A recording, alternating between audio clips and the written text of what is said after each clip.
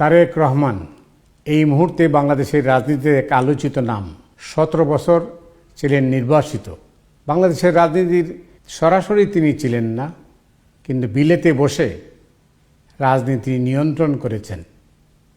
আলোচনায় ছিলেন, সমালোচনাও ছিল। ঠিক 21 বছর আগে চ্যানেল আইয়ের পর্দায় তাকে দেখা গিয়েছিল প্রথম সাক্ষাৎকারে। তিনি কি বলেছিলেন?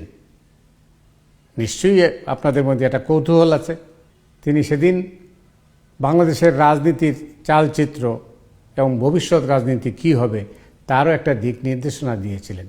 বলে রাখা ভালো, সাক্ষাৎকারটি নেওয়া হয় 2003-এর 28শে ডিসেম্বর।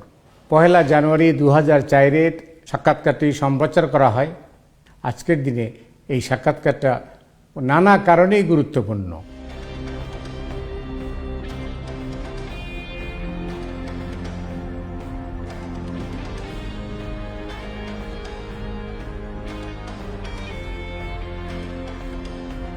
প্রিয় দর্শক শ্রোতা, আসসালামু আলাইকুম।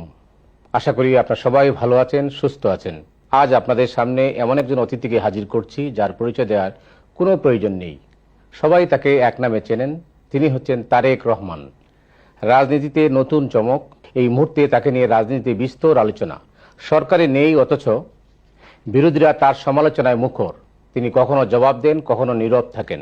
বাবা ও মায়ের প্রজ্ঞা ও প্রতিভার আশীর্বাদ ধন্য তরুণ, স্বকীয় গুণে রাজনীতির উদীয়মান উজ্জ্বল তারকা তারেক রহমান। চ্যানেল আই স্টুডিওতে আসার জন্য আপনাকে অশেষ অশেষ ধন্যবাদ। আপনাকে নববর্ষের শুভেচ্ছা জানাচ্ছি।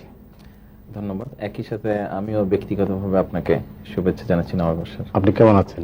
আছি ইনশাল্লাহ ভালো। আপনি কি করতে চান? কোন বিষয়? রাজনীতি, অর্থনীতি, সমাজনীতি, দেশ, জাতি? খুব সংক্ষেপে বলতে হয়, যেহেতু রাজনীতিতে এসেই গেছি, সুযোগ পেলে কিছু ভালো করতে চাই। যেমন বেটার কিছু।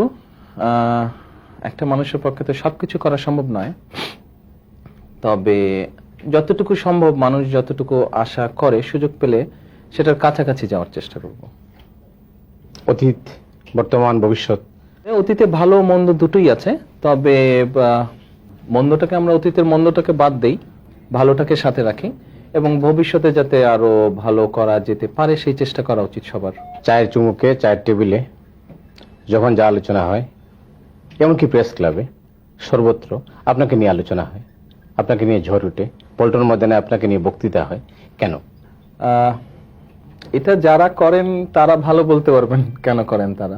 তবুও আপনি কিভাবে দেখছেন এটা? যখন কোনো আমার ভালো কাজ নিয়ে কথা হয়, অনুপ্রাণিত অনুভব করি। যখন যদি কোনো ভুল করে থাকি, যেটা সমালোচনা হয়, চেষ্টা করি যাতে সেটা ভবিষ্যতে না হয়। আপনি কেন রাজনীতি এলেন?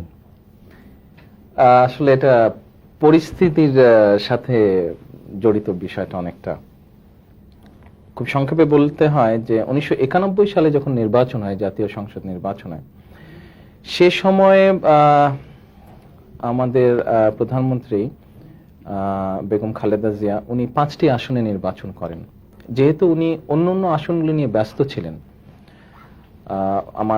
আমাদের দলের অন্যান্য যারা নমিনেশন পেয়েছে সেই সকল আসন নিয়ে ব্যস্ত ছিলেন, আমাকে ওনার আসনগুলোতে যেতে হয়েছিল। সেখানকার মানুষের দাবি ছিল এবং সেই কারণে আমাকে যেতে হয়েছিল। বিশেষ করে আমি যখন আমার নিজ এলাকায় যাই, সেখানে মানুষকে বলেছিলাম যে নির্বাচন এবং নির্বাচনের পরবর্তী সময় আসবে। নিজ এলাকা মানে বগুড়ায়? বগুড়া, গাবতলী, বগুড়া 7 যেটা।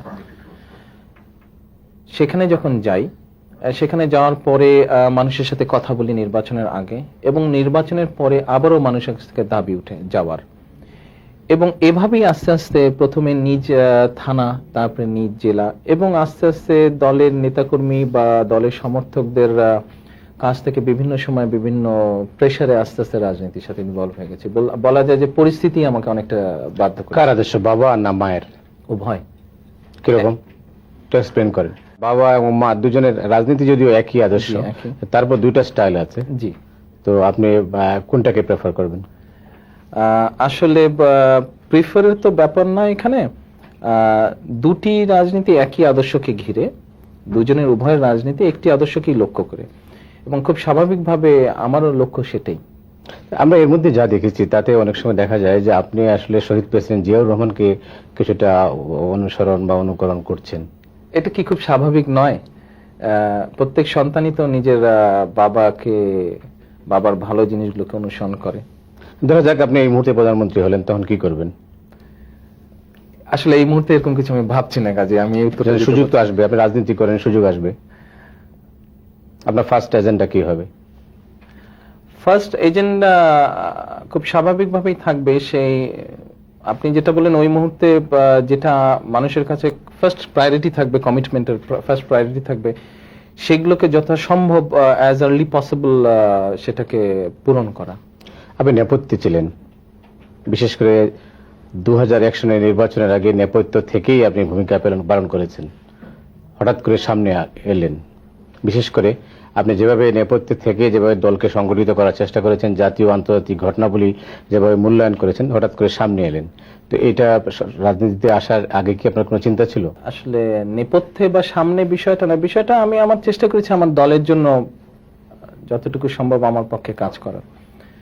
তারপরে নির্বাচনের পরে একসময় আমার দলের নেতাকর্মীদের চাপে এবং বিভিন্ন শ্রেণীর নেতাকর্মীদের চাপেই পরে আমি দেখলাম যে তাদের দাবির কাছেও আমাদের দলের বিএনপির যেটা সবচেয়ে হাইয়েস্ট ফোরাম স্ট্যান্ডিং কমিটি, তারা সিদ্ধান্ত নেন যে অফিসিয়াল একটা স্ট্যান্ডিং দেবেন আমাকে দলে। অনেকে বলেন যে আপনি উত্তরাধিকারের রাজনীতির, আপনি নিজেই বলে থাকেন যে আমি উত্তরাধিকারের রাজনীতি থেকে আসিনি, কিন্তু এটা তো বাস্তব সত্য যে যেহেতু আপনি একই রাজনৈতিক পরিবার থেকে আপনার রাজনীতিতে আসা, তো আপনি 2002 জুন মাসে আপনি বিএনপির প্রথম যুগ্ম মহাসচিব হয়েছেন। এর পরবর্তী পর্যায়ে এখন আপনি গ্রামে গঞ্জে ঘুরে বেড়াচ্ছেন, সর্বত্র কথাবার্তা বলছেন, আলোচনা সমালোচনা আপনার বক্তব্য নিয়ে হচ্ছে। আপনি সরকারের কেউ না, অথচ আপনাকে নিয়ে আলোচনা হচ্ছে, এটাকে আপনি কিভাবে দেখেন?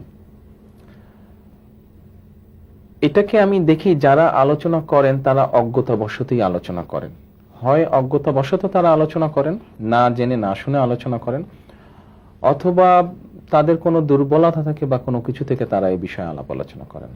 দেখা যাচ্ছে যে আপনি রাজনীতিতে আসার আগে ব্যবসাতে আপনি ব্যবসা করেছেন, ব্যবসা করে মোটামুটি সফল ব্যবসায়ী হিসাবে পরিচিতি পেয়েছেন। তো রাজনীতিতে আসার আগে ব্যবসাতে গেলেন কেন?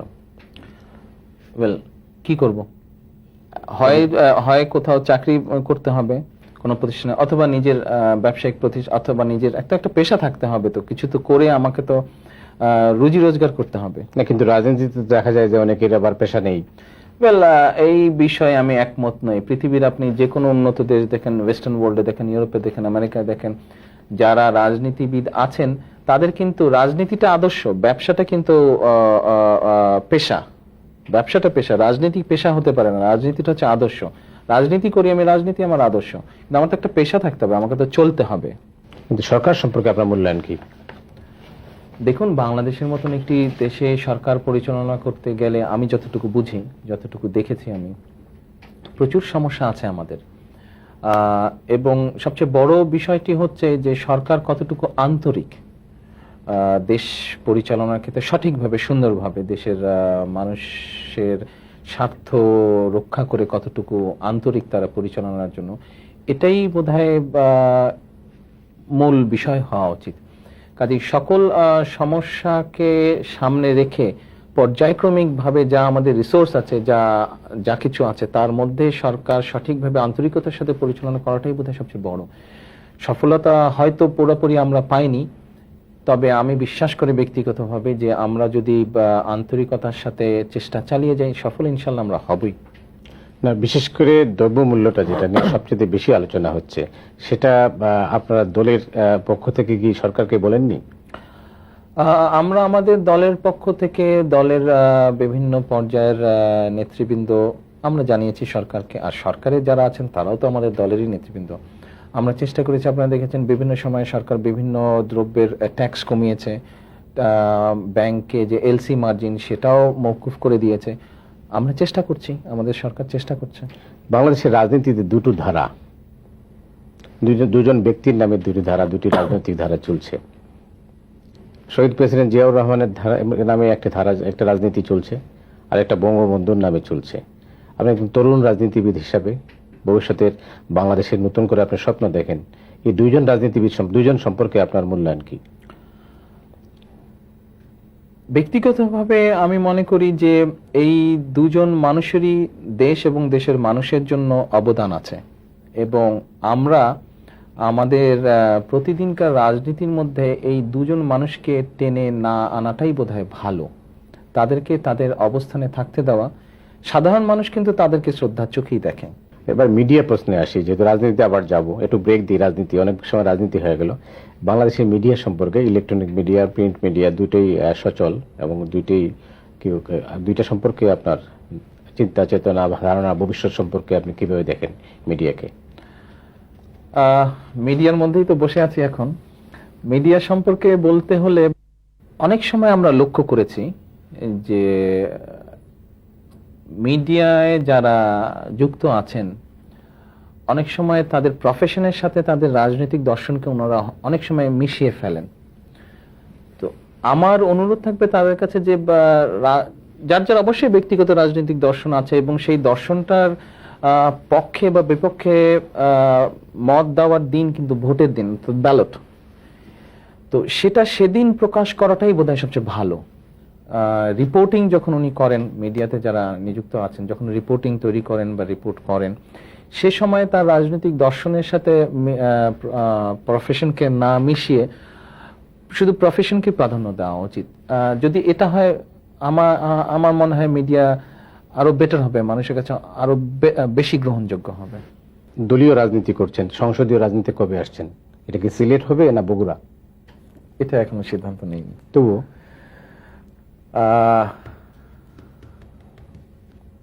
কবে এবং কখন? আগামী নির্বাচনে আগে আমরা দেখতে পাবো আপনি সংসদে এমপি, না নির্বাচনের আগামী নির্বাচনে? আসলে এই ব্যাপারে এখনো কোনো সিদ্ধান্ত নেইনি, কেমন করে বলবো। তবে স্বাভাবিকভাবে যদি হয়েও থাকে সেটা তাহলে আগামী নির্বাচনের সময় হবে, জাতীয় সংসদ নির্বাচনের সময় হবে। বলা হয়ে থাকে জিয়াউর রহমানের একটা গুণ আছে, যেটা যার জন্য যিনি বেশ গুণ ছিল, তার জন্য যিনি যা করতেন তার বেশি প্রতিদান দিতেন। এই জিনিসটা আপনার মধ্যে আছে নাকি?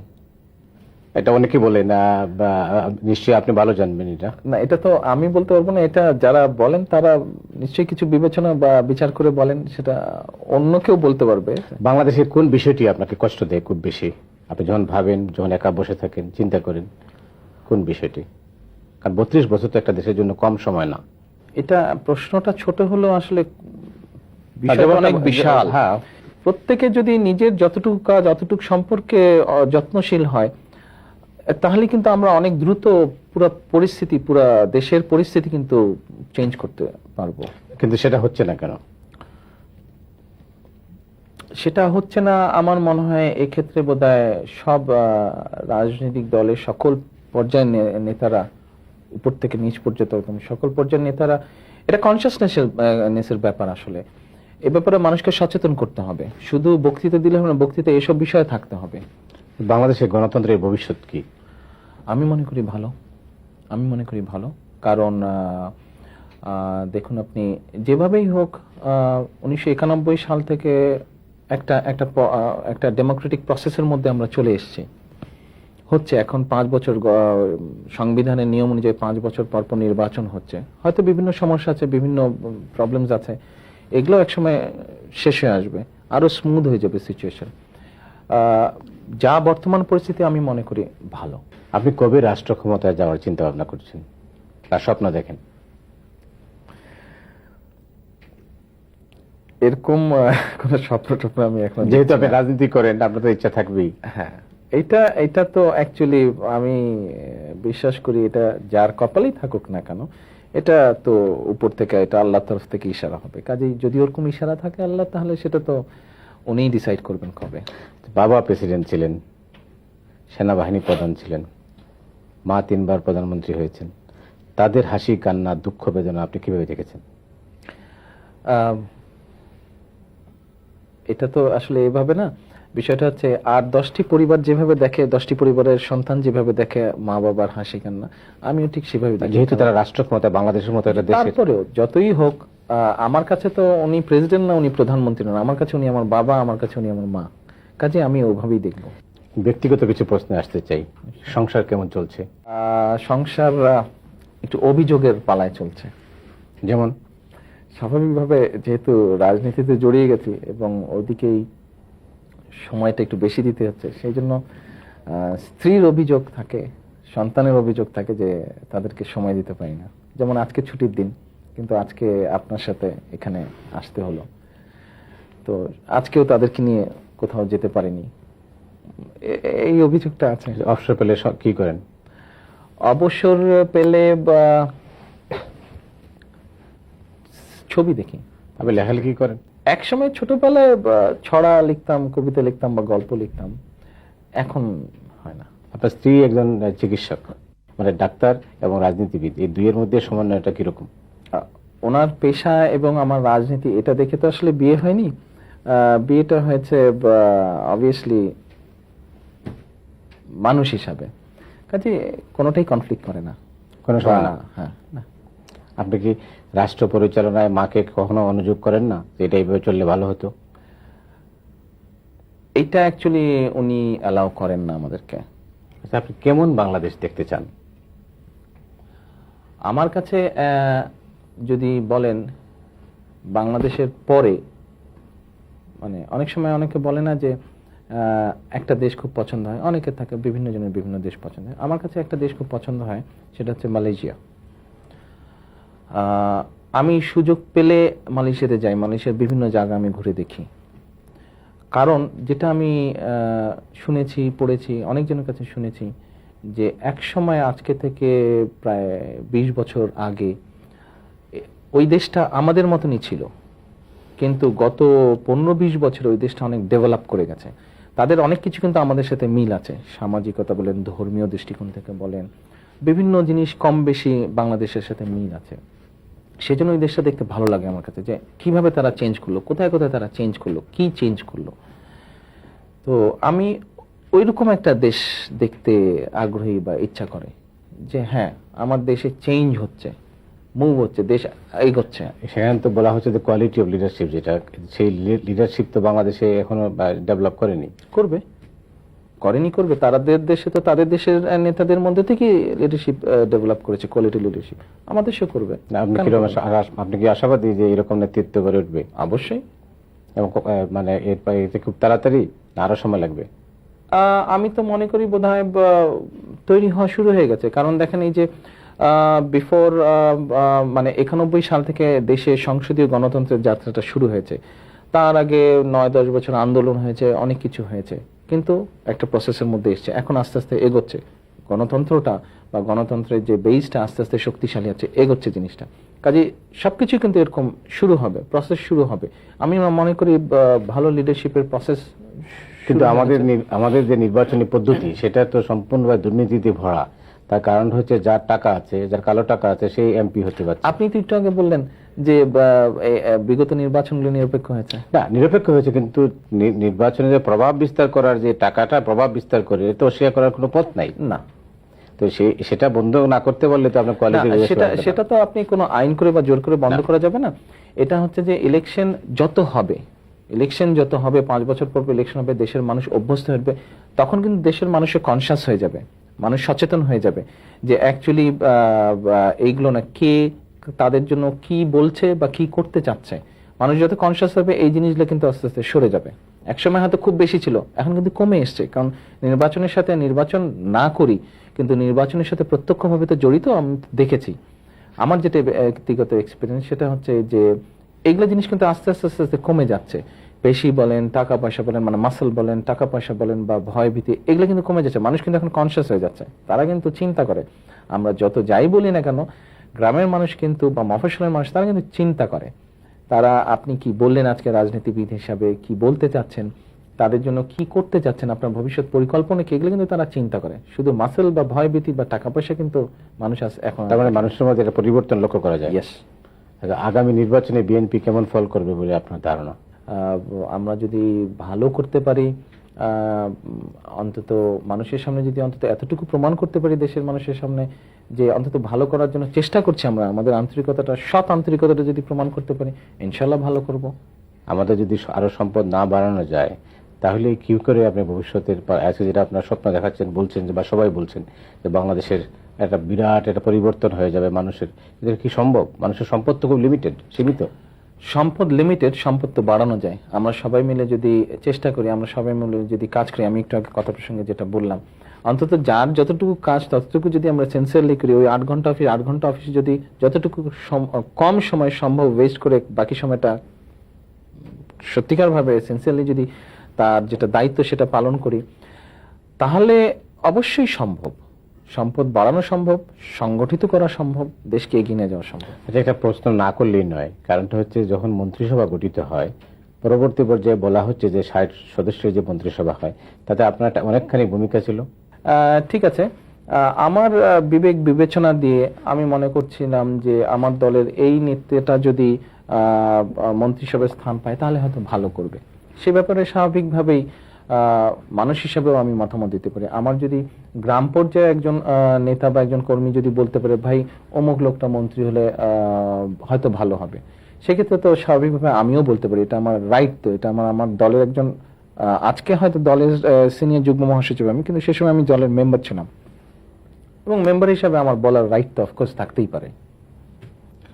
আপনি প্রায় দেখি গ্রামে গঞ্জে যান, কয়েকদিন আগে মুক্তাগাছা গেলেন, এর আগে বগুড়া, বিভিন্ন গ্রামে যাচ্ছেন, সফল মানুষদেরকে খুঁজে বের করার চেষ্টা করছেন। এটা কি চিন্তার থেকে আপনি এটা করছেন?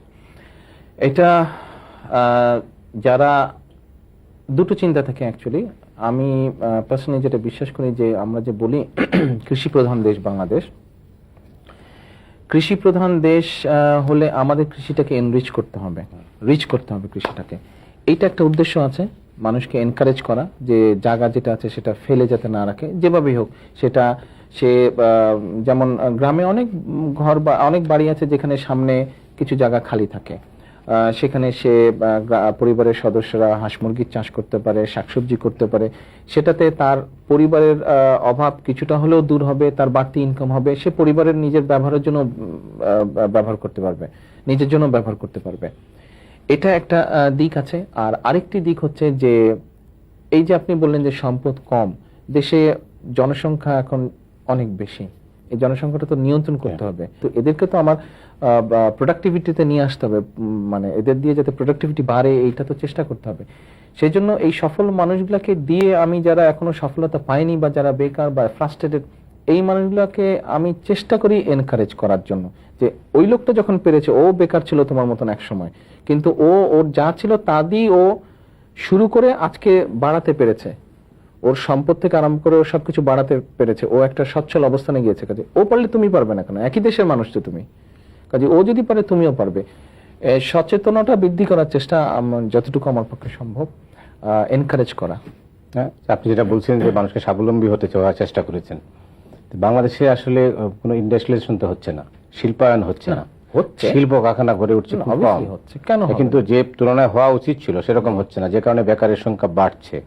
কারণ যে পদ্ধতিতে বা যেভাবে বেকারদেরকে কর্মসংস্থানের চেষ্টা করা হচ্ছে তাতে খুব সীমিত, কারণ অনেক বেশি লেখাপড়া জানা ছেলেরা আজকাল বেকার। সেই জন্যই তো বলছি যে শুধু একটা সেক্টর দিয়ে তো আপনি সবাইকে প্রোভাইড করতে পারবেন না। তো একটা সেক্টর দিয়ে প্রোভাইড করতে, ইন্ডাস্ট্রি যেরকম একটা বিশাল সেক্টর, একই সাথে কৃষি কিন্তু আরো বড় সেক্টর। কাজে এখানে কিন্তু আপনি আরো অধিক সংখ্যক লোককে আপনি প্রোভাইড করতে পারবেন। আমাদের দেশে বহু ইন্ডাস্ট্রি আছে যেগুলোর বহু প্রোডাক্ট বিদেশে রপ্তানি হচ্ছে, কিন্তু এগ্রিকালচার সেক্টর থেকে কিন্তু এখনো রপ্তানি হচ্ছে না, যেটা হিউজ একটা প্রসপেক্ট রয়ে গেছে, কিন্তু সম্ভাবনা রয়ে গেছে। কাজে আজকে যদি আমরা সবাই মিলে যদি এইটার থেকে আমরা আস্তে আস্তে এক্সপোর্ট শুরু করতে পারি, তাহলে আপনি চিন্তা করে দেখেন কোথায় গিয়ে দাঁড়াতে পারবো আমরা।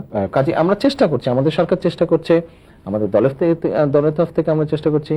আমি মনে করি যে রাজনৈতিক দলের অ্যাকচুয়ালি কাজ হচ্ছে কিন্তু মানুষকে সচেতন করা, মানুষকে পথ দেখানো। আমাদের সামনে একটি সুন্দর সময় এবং সুন্দর দেশ অপেক্ষা করছে। আমরা যদি সবাই চেষ্টা করি, সবাই আন্তরিক হই, সবাই অতীতের ভেদাভেদগুলো ভুলে গিয়ে আমরা যদি একসাথে কাজ করি, নিশ্চয়ই আমরা ভবিষ্যৎ বংশধরদের জন্য একটি সুন্দর দেশ গড়ে তুলতে পারবো।